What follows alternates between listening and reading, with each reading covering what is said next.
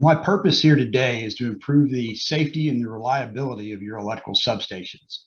And I want to do that through the lens of a concept called the normalization of deviation. And this is a concept that was developed by Diane Vaughan and popularized in her investigation in the Challenger disaster. What she found is that we create a deviation spiral. And we start off with what's normal, right? What's the original normal? And then we move around that spiral to a failure, or to something that's a deviation, and there is no failure. And that becomes the new normal. And then we continue to move around that spiral. Little by little, we create this vicious, destructive cycle that ultimately winds up in something catastrophic happening. Today, I want to share some stories and some ideas that are related to utility substations and substations in general that could be occurring in your system and what you can do about them. By acting, we can create a virtuous cycle and achieve greater and greater levels of reliability and safety in our substations. Because once an incident begins, the ultimate outcome is largely a matter of luck. And my goal is not to be lucky, but to be good. So here's a quick agenda. I'm going to look at the whole life cycle of a substation. I'm going to start off with acceptance testing. We talk about routine inspections and the habits that we need to create there. Talk about maintenance testing and reiterate some of the things that Ray in the first presentation talked a little bit about. And I'm also going to mix in some new technology, things that you may or may not be doing, that you may or may not be aware of, that could bring, once again, that added level of safety and reliability. And once again, avoid that normalization of deviation. So let's talk about acceptance testing. And as Plato said, the beginning is the most important part. This is the most critical place for our substation's life cycle to achieve that safe and reliable operation that I'm speaking of. And once again, it's really pretty simple to verify an individual component, whether it be a transformer or a breaker. What's more complicated, what takes more time, and where I sometimes struggle with clients is that they want to go with the lowest price when it comes to the commissioning and the functional testing of their substations. And when we do that, we're basically challenging ourselves to create that system that's going to work flawlessly. I would encourage anybody that's listening, anybody that gets to specify this type of work, that it's a collaborative effort, that we're working to establish a budget, establish expectations, and participate in the process, because if you participate, you'll have a higher level of confidence in the ultimate integration of your system. So let's start off with transformers. These are by far the most expensive component in most substations. And once again, they're designed to last for years, but if they're not properly started up, you could have all kinds of challenges. Once again, folks on this call are probably familiar with the general acceptance testing. After this transformer has been shipped, set on its pad, assembled, we want to do a series of electrical tests to ensure that it's going to operate properly. Once again, what's more important, probably the most important thing, is to make sure that the controls are working. We want to make sure that our trips are going to trip the protected devices to, once again, protect our transformer. And we also want to make sure that any alarms that the transformer is going to send, once again, are received on our annunciator panels. Quick story about the challenges that we've seen in my career. We had a technician. His job was to, once again, verify these transformers, alarms, and trips. He went to the transformer and operated the various protected devices or simulated the outputs from these devices to the annunciator panel. After he had done, there's probably 6 to 8 of those on most transformers. He went in, checked the alarm panel, and yep, all 8 alarms that he operated activated panels on the annunciator. The problem is that he did all 6 of them or 8 of them at one time. Fortunately, we've got a process using humans performance tools of independent second checking. So during an independent second check, the technician operated one device at a time, and just as an example, discovered that the sudden pressure device was illuminating the low nitrogen bottle target. Now you can imagine that if you don't have the proper information about your transformer, that could lead to any number of wrong decisions about what to do next. So once again, very important that we start this system off correctly and make sure that these alarms are wired properly and enunciating properly. Many people on this call are probably familiar with SFRA testing. Once again, this test is typically done at the manufacturer's site, especially if you specify it. And once again, it's a mechanical check. It's looking at the interaction between the core and the windings to make sure that that they're properly configured. And once again, after a transformer has gone down the road and down the rail lines and been set on its pad and fully assembled, running this test again is important because we can compare it to that factory data, once again, to ensure that our transformer hasn't had any challenges as it came down the road. And then, of course, we can also continue to do this during maintenance testing to continue to keep an eye on our core and coils. And once again, sometimes we have close-in faults that might really strain our transformers. And being able to run that test again and have comparable results can be, once again, a big win for maintaining reliability. Moving on to breakers. And once again, it doesn't really matter much to me whether it's in the 161 kV SF6 breaker or a circuit switcher or a 30, 25 kV SF6 breakers or metal clad breakers.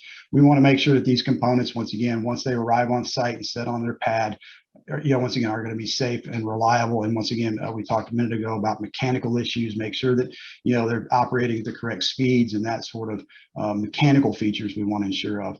Quick story about mechanical features. We had two situations in my career where the contractor installed breakers backwards. And once again, this mechanical box that hangs off the end of the breaker here can face left, right, north, south. But in two cases, they were installed backwards. In one case, it was the convenience of the contractor because he put his pipe to the wrong side of the pad. So to marry it up more cleanly with the control cabinet, he turned the breakers around. It seemed like a simple fix.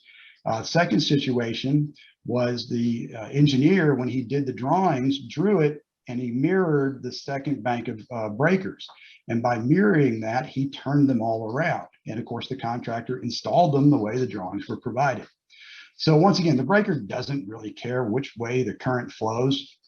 But what does matter are the current transformers and how those interact with our protective devices. So in both of those situations, we had to do a significant amount of work to normalize that deviation, to basically eliminate that deviation by, once again, verifying that the right CTs got used, updating the drawings and the documentation. And once again, that provided the system owner the good starting point that you need in your electrical system. So once again, I mentioned I don't really care, once again, whether it's a metal clad breaker or a substation breaker. Some of the most important things that we need to check out are the controls. And we're seeing controls get more and more complicated, more and more permissive circuits, local remote switches, many different trips and monitoring. And what we want to do is we want to make sure that this most important part gets checked. And I've already done a little bit of highlighting to indicate that we want to have some form of documentation that says, yes, I checked this circuit, the breaker tripped when I did it. And that's what I expected to have happen. Or this input went high, and that's what I expected to happen. And once again, another story about how sometimes mistakes make some of the best learning environments, right? We had a substation where the technician was to check out these circuits. And when the breaker was open, both the red and the green light were illuminated. And he just kind of walked by it. Once again, normalized that deviation. Fortunately, our human performance tools caught that during second independent checks.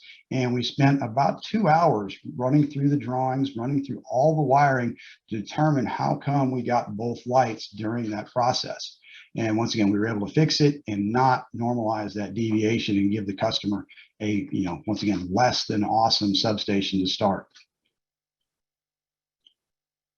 The other critical feature are current transformers. And in such, again, single point grounding. There's plenty of white papers out there about how critical single point grounding can be. And, in some CT circuits, as I've done here, it's pretty simple. This is just going from the CTs through a shorting terminal block, or in this case, a PK block, to a relay, to another device, and then once again, back to the CTs. And so the drawings clearly show right here where I've highlighted in yellow, the single point of ground. And one of the checks we want to do is lift that ground wire and make sure that there's no other grounds in that CT circuit. Well, it's even more important in differential circuits. Once again, that single point of ground. If we have multiple points of ground, once again, there's tons of white papers out there that you can read. If we don't have that single point of ground, then we can have, once again, nuisance tripping. And what we found, or what I want to illustrate, is that these CTs don't have a short at the CT inside the switchgear section or inside the breaker, like the circuit above it. And that's because it's continued on to the sheet onto the right. Let me get my laser pointer out here. To the right, here's that continuation of this circuit. And what we'll note is that here is where the single point of ground lies for all of those circuits. And once again, in this particular situation, this could be 10, 12, 15 or more breakers, and they all are going to be on a common circuit to that protective device. And we want to make sure they've got that single point of ground. So single point grounding is super important to make sure that we are going to, once again, turn over a system that is at the best possible start for its lifetime. I mentioned a minute ago about a PK block right here in the center with the red circle around it. And, I talked about how we want to highlight these drawings so that we know that the current goes from the CTs to the devices. Typically, we do that by injecting current into the circuits to verify that it's on the proper phase and magnitude on those devices that are monitoring it. But I want to point out that there's this bar represented on the drawing. This is the shorting bar. And so what we want to make sure is that when we remove the PK block or open a test switch, I've seen it on both scenarios, we want to make sure that those CTs are indeed shorted, because we never want to have an open circuited CT in our system. And so I've seen it before where they've been wired wrong. They've been wired, from the CT to pin 7 instead of pin 8, so that therefore when we pull the block, they're not shorted. So once again, we inject current, pull the block, make sure that the CT is indeed shorted, is once again another critical step that I've noted in my career when it comes to the proper operation of relaying and CT circuits. Quick note on PK blocks. I see this very routinely, that these PK blocks are assembled backwards or incorrectly. And this is a great example of what I mean by backwards. So we'll note here along the bottom, this is the shorting bar that I was pointing out in the drawing a second ago. And you'll notice it's sort of a hockey stick shape, right? And you'll notice in this particular case, the blade of the hockey stick is pointing out of the PK block. Well, that is installed backwards. That hockey stick should really be pointing towards the back of the PK block housing. Because once again, when we insert the block that we removed to short these, that block creates a connection, electrical connection between these two tabs, for example. And if we insert the block to create that connection, it's going to sit really, really close to that, once again, blade of the hockey stick, blade of that shorting bar. And in any number of situations, whether it be a close-in fault or just got lucky that day or humidity's high, we can create a short between phases. And once again, if it's a differential circuit, that can create all forms of nuisance tripping. If it's a standard overcurrent protection, we might not see that current get to the relay. And once again, if the current doesn't get to the relay, it puts our system in a very hazardous position. So once again, we always want to inspect PK blocks and test switches to ensure that they've been 100% put together and installed and wired correctly. One of my best substation startups that I ever did, and it was a very crucial substation, very tight timeline to get it installed into the yard. We tested the gear 3 different times. The first time we got to test that gear was at the warehouse, at the manufacturer's warehouse. Basically, you put the gear on the floor of the warehouse, wired it together, and began doing tests. And once again, found and corrected a number of different problems. The second time we tested it was after it had been packaged into the e-house. And so once again, went through the gear, virtually all the same checks, and continued to find problems. And the third and final time that we tested the gear was after it was installed in the field and interconnected with the various breaker and transformer inputs and outputs at that point. And what I found is that every time we went through that gear, we found another challenge. We found another thing we needed to address. And much like this presentation, every time I went through this presentation, there's one more thing I need to address or fix the title slide. And so once again, the more time we spend going through these substations initially, the better we're going to expect to see them perform over the years. And one of the checks that was really valuable in that scenario that I was just describing was the verification of the current circuits using primary current. And by primary current, I mean injecting current through the buswork, through the breakers. And I've got this little red arrow representing current flow through this 3005 CT, through the breaker. And once again, this is to verify the differential trip. So once again, I inject this current through the breaker, and I want to see that I get a differential relay trip because it's not being canceled out by any current going through the feeder breakers. So once again, that's verification number one that I want to perform on these differential circuits. So the second one, the first one's trip test. The second test we're going to want to do is once again inject that same current through the main breaker, but then also inject it through the feeder breaker. And in this case, that same current that tripped the breaker initially on the differential now should not trip it, because once again, the system's going to see that the current that's flowing in equals the current that's flowing out, and therefore it's going to see it as a normal operating situation. Now, once again, it's going to take some time because we got to do this on every phase, and we need to do this on every one of our feeder breakers. And like I say, that picture I showed you of that 25 breakers in a line outside, it takes a little bit of time to go through all of those checks, but it's critical, once again, if we're going to have a system that operates properly. And once again, sometimes that level of checking, that level of operation is going to take multiple test sets. I've got a picture here representing several test sets that were used to simulate faults in a very complicated system. And once again, in this case, we were able to Ethernet these test sets together and control them with one laptop and make them, once again, provide different simulations to the system to see how it responded. And we want to see that it responded in a manner that was what we expected. Some people on this call, I'm sure many are familiar with things like end-to-end testing, where we will have multiple test sets connected by satellite link. And once again, simulating faults and making sure that the system responds as expected. But once again, I can't downplay enough the importance of primary current injection through our CT circuits to identify wiring mistakes, shorts that may have been left in somewhere, and once again, making sure that all of that lines up to provide a reliable system.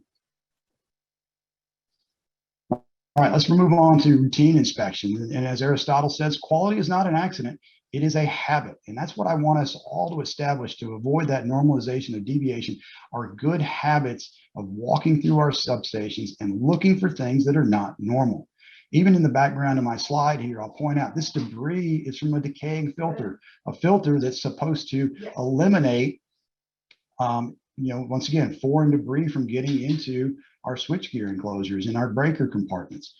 We want to make sure like things like this heater that are sitting here in the background are indeed working, because once again, moisture is a bad thing for me, particularly medium voltage equipment, but electrical equipment in general. Moisture has a destructive nature. So we want to make sure that these simple things are being addressed and not normalized. Well, that heater's not working, it's not a big deal. We don't want to normalize that. We want to fix it. We want to make lists and address these things. We've already seen this slide once before, but talking about transformer alarms, we want to make sure that those alarms are being addressed. If you've got a low nitrogen bottle alarm, you don't want to just walk by it. You don't want to just keep walking by it. You want to fix it. It's not normal. Don't allow that to become your new normal, because ultimately, if you ignore that, you're going to ignore something else, you're going to ignore something else, and then you're ultimately going to lead yourself to a catastrophic failure. I've got a customer right now. He's got some mystery alarms that are coming from his transformer, and he has not yet addressed them. And once again, that's where I think normalization sometimes comes into play. It's about time. It's about money. It's about, God forbid, sometimes it's about pride in the fact that you don't want to admit that you made a mistake, or that you ignored a problem. And once again, put your pride aside and let's avoid catastrophic failures. Ray talked a little bit this morning about the use of thermographic surveys, and I highly recommend thermographic surveys. If I had $1 to spend on maintenance, I'd probably spend it here, and a second dollar I'd spend on my transformer oil sampling. But once again, we can see here overhead line. It's got a hot connection right here at this clamp area. And once again, something that can be addressed and fixed before we create an outage for our clients. I don't have the thermographic picture for this one, but here's the secondary side of a utility substation. And they found a hot connection at this terminal pad. And once again, you can see here the terminal pad and the damage done by the heat that was generated. Fortunately, they had a good system in place to identify those problems and were able to address it before it created a major failure. Because you can imagine, at minimum, we might have single phased a bunch of clients, or if it exploded, it could have gone phase to phase and caused significantly more damage. And once again, it could also damage things like our transformers too. So once again, we don't know where these accidents, once an incident begins, the ultimate outcome was largely a matter of luck. And once again, if we can avoid that situation, we'll be better for it. For those of you that have really critical systems, there is the online monitoring. And once again, Ray in his presentation this morning talked about the expense of that. But once again, it depends on the criticality of what you're trying to accomplish. There's two companies out there that I'm familiar with. I'm sure there's more. One is Exotherm and one is Grace.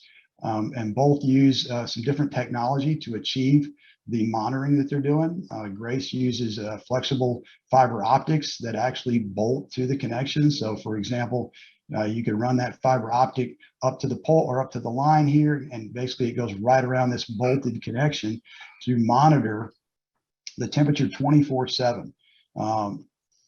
Exotherm uses these sensors. It's like a camera, but there's no visual. It's just monitoring the thermal. Like you can see one installed in the switchgear here. Once again, providing 7 days a week, 24-hour a day thermal monitoring of our critical systems. What kind of things are we walking by that are just in plain sight? You can see the crack in the CT right here, this outdoor CT. And, we know that moisture is going to get in there. We know that we're going to have a problem down the road because, once again, that moisture could cause that CT to corrode, misoperate, and ultimately not provide the proper input to its protective devices.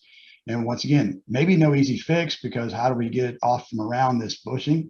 It may slide off. It may require a lot more work. I don't know. But what I do know is, what are we going to do to address that? Where is it on our list so that if it does come up to be a problem, it's like, hey, we know about it. We're trying to figure out how to correct it. I love this one right here. What is going on behind the covers in your gear? What's going on in the cabinets? Do you have cracked insulation in your control wires? You can see the cracks and the brittle nature of the insulation in this little picture here. And I get a call, it's not been as routine as it once was. And I don't know if it's because our customers are being better about this, but we see it all the time. We get a call after a heavy rainstorm that a transformer tripped on a pressure relief device or a sudden pressure trip, and they're not sure whether the transformer is the fault or not. And we get up on top of the transformer and we find this SO cord. Here's an example of SO cord right here, this black cable, and it's gotten cracked and brittle, and then water gets in there. And of course the water can create a short and thereby trip the transformer offline. And of course, yeah, tripping it offline is bad enough for the inconvenience that creates, but then we've got the expense and the worry of, is it a transformer fault, or was it just this bad connection? And do we even recognize that we had that bad connection? And I've got, many stories about devices like this, wiring like this, creating havoc. So once again, do these routine inspections, look for these problems. Here's one of my pet peeves for normalizing deviation. How many of you walked into your substation and not seen control lights burning on your breaker control panels? Once again, these lights are not just here to tell you whether the breaker is open or closed. They tell you a lot about the health of your system. For example, if you walk into your substation and you got a breaker that's closed and that red light is not illuminated, it could be something as simple as the light bulbs burn out, right? Something very simple, but it should be addressed. Or it could be much more complicated. The red indicating light of a breaker is also monitoring the trip coil health. Is our trip coil complete? If I needed to trip that breaker, could it trip? And that light gives me an indication of the health of my trip coil. And finally, it could be something even more catastrophic, more systematic, more system problem, in that the control power is not present, right? If we don't have control power, then our relays can't trip breakers, breakers can't be tripped, our protective devices don't have the control power that they need to even be powered up. One more pet peeve of mine is walking through a substation and seeing, once again, this is a multi-lin relay that's got a self-test warning light illuminated. That tells me that relay is less than reliable right now because it's telling me that it's got some kind of problem. It could be something simple, could be something much more, catastrophic in nature if it's not addressed. Once again, walking through a substation and seeing an electromechanical relay that's got a target dropped. Maybe it dropped during the last fault, but do you have processes in place to reset those so that the next person that walks through the substation doesn't see a tripped, an indication of a tripped device, but yet nothing had tripped? Once again, calls into question, is my system operating properly? So once again, I'm not going to say do not, do a great job. Make sure that you address these things. And if you can't fix them right away, make a list and get back to it. Mechanical inspections, you may not have noticed it, but on the slide where I had the deviation spiral, there was a set of cables that were basically being corona damaged. There was some rust being generated on the metal enclosure around it. Well, here's another great example of a mechanical problem. This is the operating rod of a 161 kV air switch. Matter of fact, you can see the bottom part of the switch right here. And we were doing this during a maintenance outage, and imagine our surprise when the technician went to grab the handle to open the switch for maintenance, and basically the pipe broke right into right there. Well, this is more than a problem of environment, right? This is more than a problem of just iron rust. Well, it's actually indicative or an indication that these old brown insulators have some leakage across them that's finding its pathway back to ground through this pipe. So this is actually kind of a corrosive effect that's occurring because of ground current in the system. So once again, something that's easy to normalize because, well, metal rust, but does it? Are you addressing it? And God forbid that they had to isolate this in an emergency situation or reconfigure their substation to, once again, to continue to run production or to serve their clients. This was, not an easy fix. You had to, once again, a lot of effort went into repairing these things because, once again, it had been allowed to occur. Now, this one's a bit more difficult to work with. You can see the wasps that have infested a ground switch control or auxiliary contact box on a ground switch in a substation. And once again, got called in to investigate this because the ground switch mysteriously closed and nobody knew why. And for anybody that's on the call that's familiar with it, a ground switch closes into in Tennessee Valley into the high voltage line, basically creating a dead short, which forces devices upstream to operate and clear the fault. So once again, not necessarily something that you could easily fix, but if you're walking through your substation and you see wasps flying in and out of your equipment, you need to stop and address that. Don't normalize the bugs, the birds. And once again, we had some conversations earlier about squirrels and other insects and birds getting into things. So once again, things that need to be addressed. And that's just the tip of the iceberg, as they say, because once again, I could go and tell more stories about various problems that I've walked in and just, like, hey, did you guys know about this? And they're like, yeah, but we were going to get around to fixing it. So let's talk about maintenance testing. And, the quote here is electrical mechanical equipment is subject to failure at the worst possible time for no apparent reason. I'm taking credit for that one. I couldn't find anybody that said it on the internet, but I'm pretty sure it's one of Murphy's laws that I've adapted. And, once again, it is true that things do tend to fail at any time for no apparent reason. But a quick note from IEEE 493 2007, and I know that there's probably been some questions called into that document because of some of the small sample size. But real note here that if we have equipment that's been more than 24 months since it's been maintained, it's as high as 77% of circuit breakers don't operate. Now, I don't know if I believe that 77% is the right number, but what I know is I play poker, right? And I know that the odds of catching a card can be calculated and yada, yada, yada. But at the end of the day, you're either going to catch your card or you're not going to catch your card, right? It's a 50-50 chance. And that's the way I feel about breakers and electrical equipment that's not been maintained for 2 or more years. It's either going to work or it's not going to work. And I don't like that kind of vagueness in my life. So I like to make sure that we do proper maintenance. NFPA 70B provides us a little bit more insight into the effectiveness of maintenance. We can see that if we do a lot of maintenance, we're going to spend a lot of money on it, but our failures and repairs will be low. Likewise, or in contrast, if we don't do much maintenance at all, our maintenance costs will be low, but our repair costs will be high. And there's this sweet spot, right, between what we do as far as maintenance and what we do as far as repair. But once again, this doesn't take into account the headaches that are created, the potential lives. Once again, I don't want to overplay that, but the potential lives that could be at jeopardy if they're around a system that's not been properly maintained. They could be subjected to an arc flash event that could be, once again, catastrophic. So once again, taking into account those two standards, let's talk a little bit more about some maintenance. And I know that everybody on this call has a battery system that looks like this one. It's pristine, it's been tested regularly, but I also know that at least one customer out there had one that had been seriously neglected. And I don't know how you normalize this deviation, because anybody that's owned a car knows that if your battery starts looking like this, your car just may not start, right? But once again, it happens. And I don't pretend to know why humans, I say, make the choices they make. But once again, we can all recognize the problem here. And once again, this is one of those systems that sits there and we don't really think about it. It's kind of like, hey, if the lights are on, everything's good, right? But once again, this battery system is what controls all of the protective devices in your substation. Without a proper operating battery system, your breakers don't trip, and you could have, once again, catastrophic events occur because those protective devices are not allowed to do their job. So once again, take care of those simple systems. I can't stress that enough. Ray talked a little bit about this morning as well. He talked about partial discharge occurring. And once again, you can see these burn marks here at the base of this insulator. You can see the tracking on this potential transformer.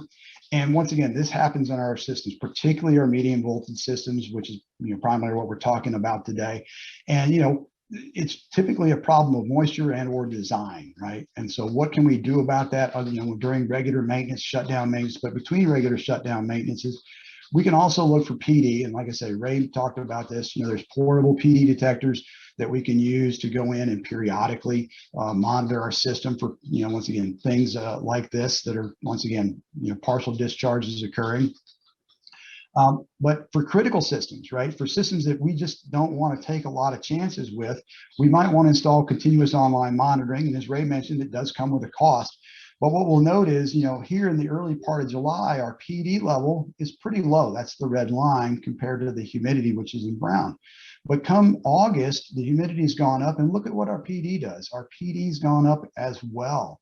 So once again, if we're doing periodic testing, we might miss that day where it's at its peak, where if we're doing it continuously online, once again, for systems that are really critical, this can be a big win.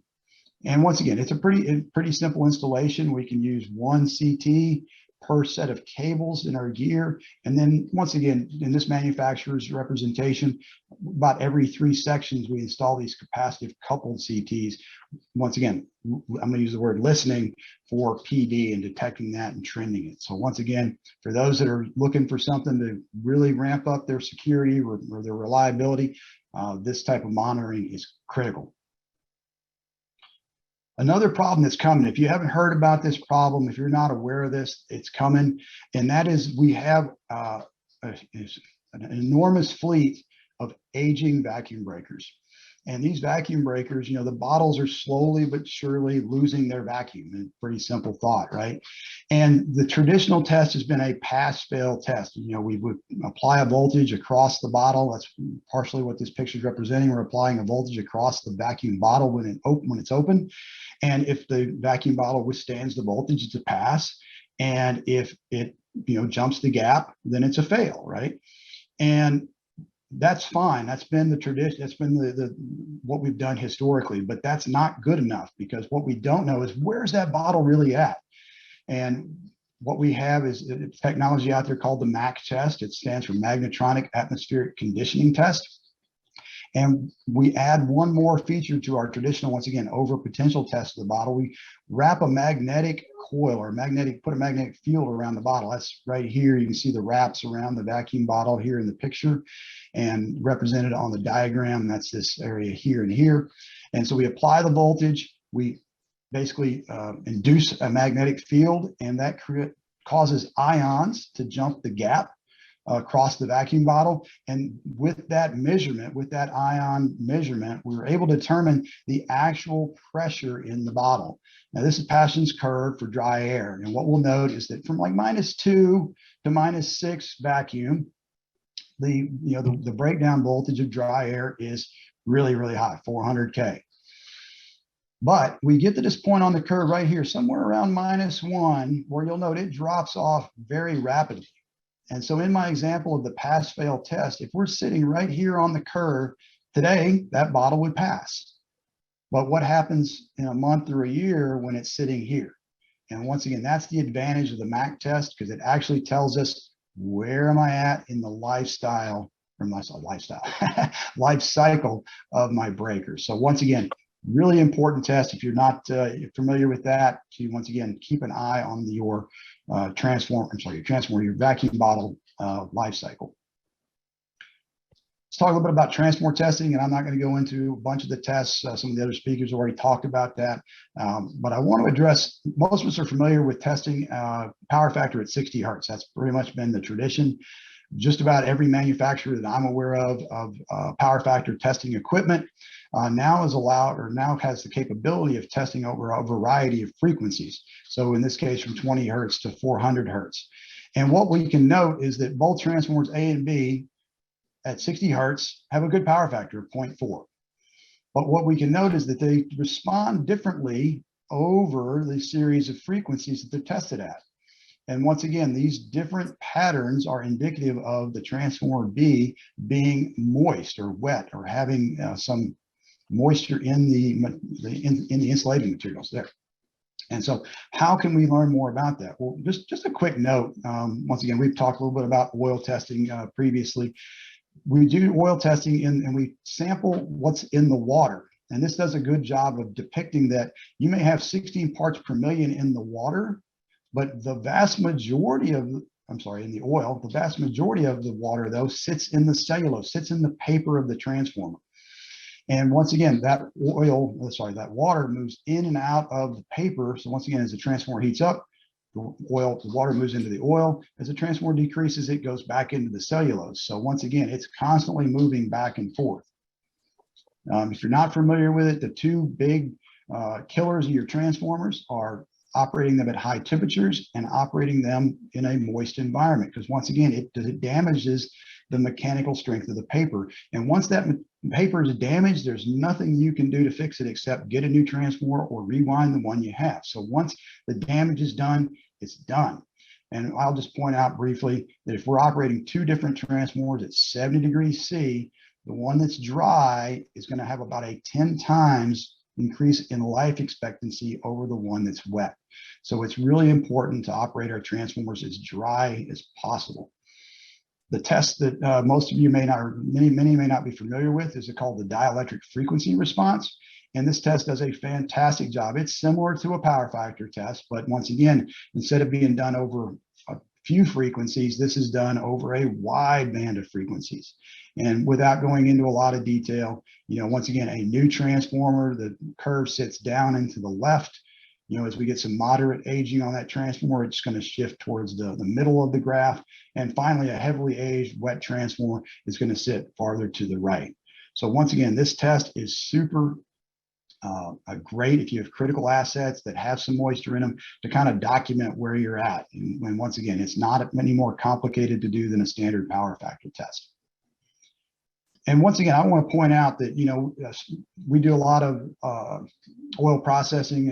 We don't do it, but there's companies out there that do, like Southwest. And, once again, they do offline oil processing. Well, offline oil processing doesn't take advantage of the fact that the moisture moves in and out of the paper during the transformer's natural cycle through the day of heating up and cooling down. Using a small rig like this, where we can do continuous oil processing while the transformer is online, takes advantage of the fact that during the heat of the day, during the heat of the operation, that transformer is the heaviest loaded, some of that moisture is moving out into the oil, and so we can grab it up. And once again, as it cools down at night, it moves back into the paper. But once again, that cyclical nature allows us to extract more water from our transformer without having to take it offline. So once again, this can be done while the transformer is operating. So once again, if you're not familiar with online oil processing, I highly recommend you check it out, especially for any moist transformers. And obviously you can see it's portable, so you can take it from one transformer to the next, one substation to the next with minimal effort. Ray hit this morning, but for those that might not have been on the call this morning, a lot of you got pad mounted transformers, sampling pad mounted transformers in a suit is, my opinion, completely unsafe in any situation. I don't care whether it's 40 cal or less, don't do it. There is technology, and it's not sophisticated technology, as Ray pointed out, but we just move that sample port outside so that we can take these oil samples anytime we want with no hazards. Data. I see a lot of, and this is a lot of industrial customers, they don't have data. They have events that happen in their system and they don't have any data. They don't know what occurred. It's really, once again, we still see a lot of electromechanical relays out there. And of course, they don't provide oscillographic records, but most of your modern relays do. I got two examples. One's a multi-lin relay here on the left, and the other one an SEL relay on the right. And it just so happens, and I don't know if it's just coincidence, but the ones I selected both have a single phase to ground fault. And once again, it shows how quickly the system responded, because once again, all the devices worked properly, right? The relay, the CT input was correct. The relay recognized it as a fault, processed its trip signals. That's, the trip signals are actually represented right here on the SEL, and was able to clear the fault in both cases in about 3 cycles. Once again, clearing a fault in 3 cycles minimizes the damage. I know the story behind the fault here on the left is somebody failed to do their test for absence of voltage check before grounding this circuit. And so when they went to hook their ground onto the circuit, they shut down the plant. But they didn't see an arc flash. They didn't damage the bus. The grounds didn't explode because the system, once again, operated as designed. So we avoided, because of the whole life cycle that I've kind of described of avoiding the normalization of deviation, this fault cleared in 3 cycles. Nobody was injured. Nothing was damaged other than some pride when they shut down their plant. So once again, having this data is great and critical. And once again, the more I feel like you can bring it to your remote desktop and monitor everything, the better. But as Ray mentioned in his presentation this morning, it does cost money. But in theory, it's money well spent. And wrapping up, I thought I'd tell one more story. It looks like I got a few minutes left. Some other folks finished early. This is an 86 device. And for those that are maybe not familiar, an 86 device takes one trip input and then sends that trip input through a variety of other aux outputs to trip all the breakers in the substation in some cases, right? And the operators of this particular substation were having some nuisance tripping. And instead of addressing the nuisance trip and understanding how an 86 device works, they basically held it in the closed position, even though the coil was causing it to still trip because there was a standing trip signal, until the coil burnt.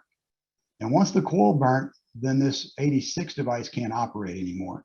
And what wound up happening to them is they had another subsequent fault. And because this device could not trip the circuit, much like in the video of the transformer exploding, the fault just continued and continued and continued, doing catastrophic damage, causing the plant days, probably weeks of outage to get restored in a part-time nature, in a makeshift way, and then probably $1 million+ in gear and labor to, once again, rebuild everything that was damaged. So, it's the series and the pattern of normalizing the deviation, normalizing things like this, misoperating our systems that cause us failure and can sometimes lead to catastrophic damage. So, Randy, thank you very much. I'll be happy to address any questions, because I've done my best to avoid anything in the chat. We did get lots of questions here. So first one is, if a breaker was installed backwards, the CTs would be backwards and also incorrectly phased. For instance, ABC would be CBA. Is that correct? Yeah, that's absolutely correct. And in most drawings, one set of CTs, typically CTs on a differential circuit, look out of the system.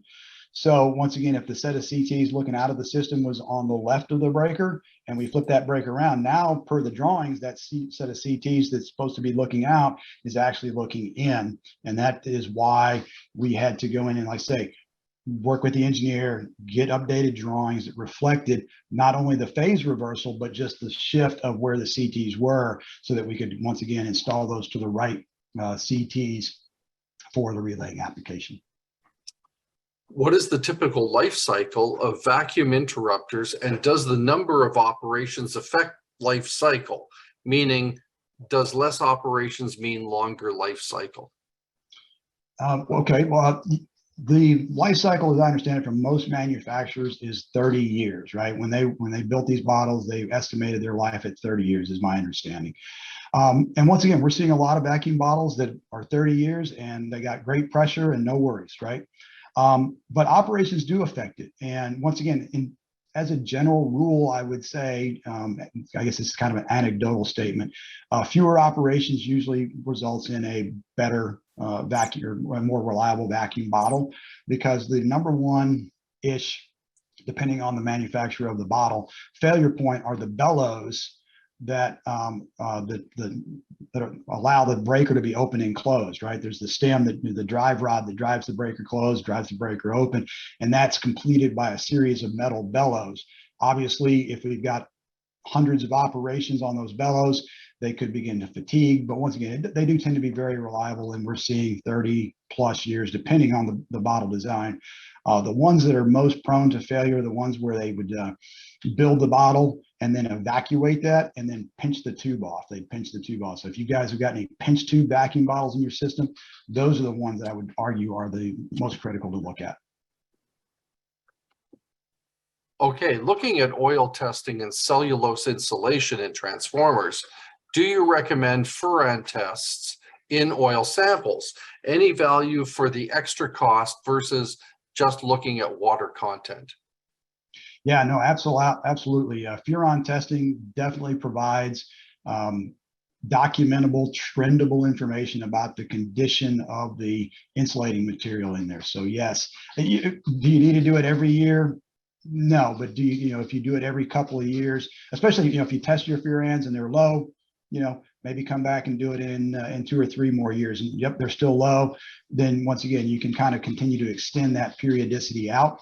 But once again, as Ray mentioned earlier, I definitely recommend routine oil sampling. But furans, we could probably spread that cost out. But even at the end of the day, compared to the price of a transformer, it's really insignificant. Right.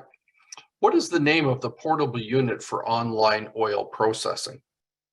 Ask me that question more time.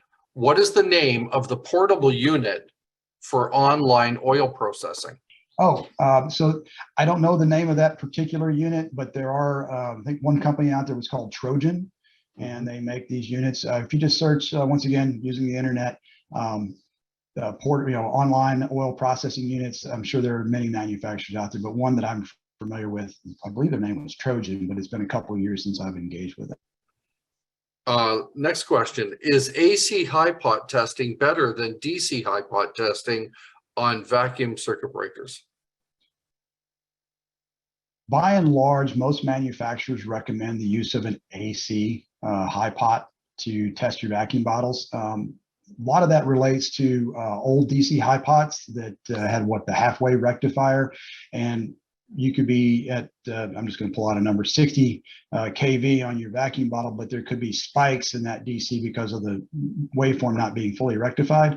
And those spikes could potentially damage the vacuum interrupter. But most manufacturers recommend AC, and that's the test that we typically conduct. Right, okay. Okay, and I have another question here.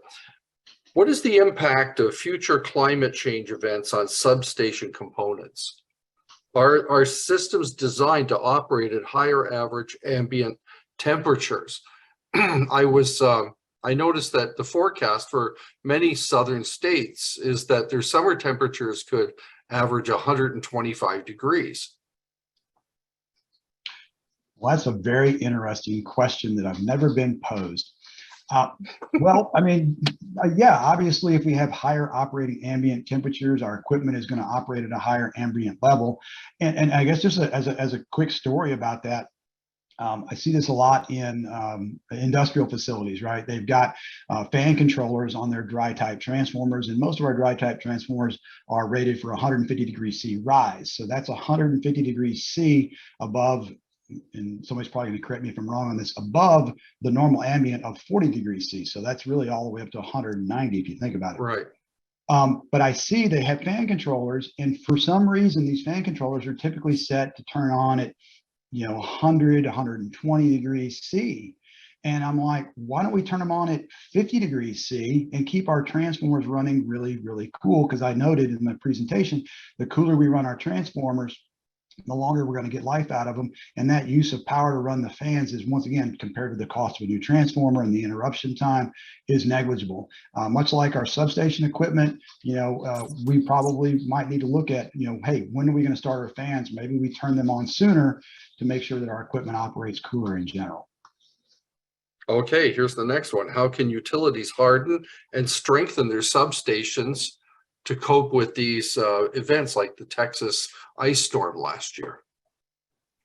Oh man, there's a lot of smart people getting paid a lot of money trying to rat that one out. But I mean,